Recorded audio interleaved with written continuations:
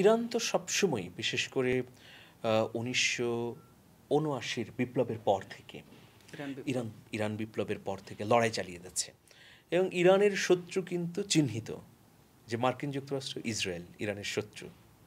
অন্যরা ক্যামোফ্লেজ হয়ে আছে।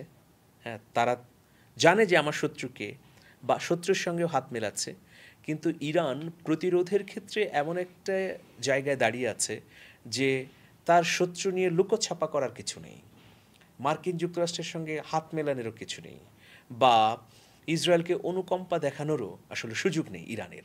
তো সেই জায়গা থেকে ট্রু প্রমিস সিরিজের যে যুদ্ধটি হলো ইরানের সঙ্গে ইসরায়েলের, এটা আসলে প্রয়োজন ছিল। কেন প্রয়োজন ছিল? কারণ এখানে আপনার শক্তির বিপরীতে আপনি শক্তি যদি না দেখাতে পারেন, লড়াইয়ের বিপরীতে আপনি যদি প্রত্যাঘাত না করতে পারেন, তাহলে আপনি টিকতে পারবেন না। একেবারে ইরান যদি এই অভিযানটি না করত, তাহলে ইসরায়েলি আরও বেপরোয়া হতো, আরও আগ্রাসী হতো এবং আরও ধ্বংসযজ্ঞ চালাতো ইসরায়েল ইরানে, দুটো দেশেই।